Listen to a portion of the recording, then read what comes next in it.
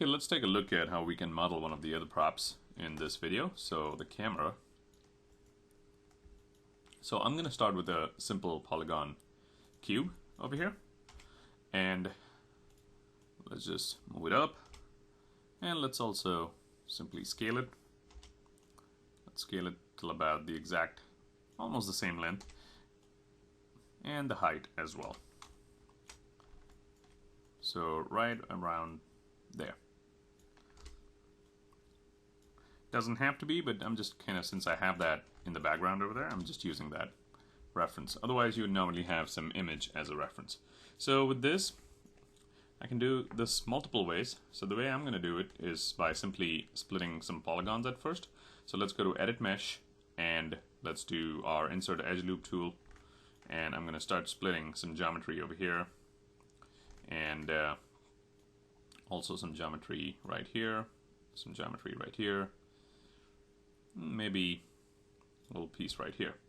So let's do, actually let's undo that one. Let's double click over here, let's move this over here. And you can see that this portion over here is raised, but I'm going to take a slightly different approach in this one. I mean, we can do it our way too. So let's go to extrude while selecting that face. Let's scale it to give it a nice little inset over there. Maybe move it up slightly. And let's do maybe another extrude. And again, do another inset and move it up again. So that's what we've got. We can also right click, go to vertex, and let's start to shape it. And let's move it up, and let's go here, and let's simply move this one up too. And let's also shape that. So that's what I've got for that portion over there. And right over here, maybe I can select this and do another extrude over here. And let's do an inset again. And let's move it out. Let's do another extrude. Let's do another inset. And again, move it out. Pretty much same thing what I did on the other side. But now again, we got to start shaping it. So right click, vertex. Select some of these guys over here. Let's see if everything else is selected. Great. And let's just scale it. So I almost want kind of a bevel. And you can see that I had something else selected over here. So let's Control deselect this guy. And Shift select one of this vertex. And oh, I also have another one not selected properly over here. So let's right click vertex and Shift select this one. So at this time, let's see, okay, those two are selected, these two are selected, great. So let's go over here and simply scale it slightly up, and that's what we've got over here. And if you want, you can always keep reshaping this, so I can just move it out slightly even more. And same thing I'm going to do kind of over here. Let's go Edit Mesh, Extrude. Maybe this one, I'm going to extrude it and kind of scale it down, slightly different approach. And I'm going to leave it at that actually, and maybe kind of push it in. Then at this time, I'm also going to select the entire piece and going to do a smooth. So let's go to Mesh and let's say smooth.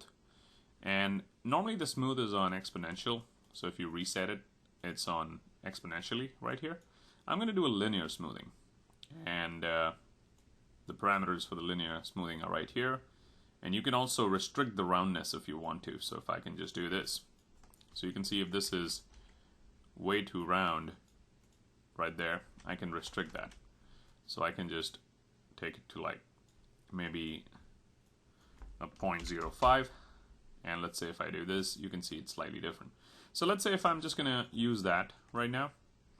And divisions per face 1 is fine, and division levels 1 is fine. You can also remember, after you're done with that, you can also come down to smoothing over here and control some of the other options over here, like the roundness and the push strength and the divisions and so on. But right now it's just a matter of going here and shaping some of these out. So what I'm going to do is just move this out of the way. So it's just a matter of selecting these and pretty much shaping them. So let's go here and scale this. And let's also select a few points over here. These two, and these two,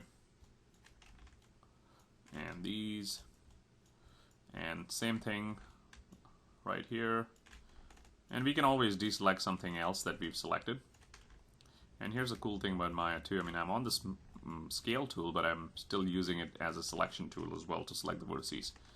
So one more way you can check what you've selected or how many points you've selected. Like right now, I should have 12 points selected or 12 vertices selected. I can go to display, heads up display, poly count, and right now you can see that the last column over here, it tells me 12 points have been selected, which is great. And I would highly recommend to have this. So let's actually deselect these guys, and let's just scale these up slightly, and then we can in fact just select this entire group over here and move it down and even move it over here. So just pretty much shaping the geometry, and I'll definitely need to shape some of these over here. So let's move this slightly up, and I can even shape these guys if I don't like the way they are showing up over here. I can also, and just double check nothing else is selected, although one of them was over here. I can also shape this in, and just a matter of shaping everything right now. And same thing I can do over here. I can select this and deselect everything else and deselect everything else over here. So I hold down Control to deselect, by the way, and deselect that. And pretty much I can pull these down and pull this one down and this one down too. And again, these two right over here.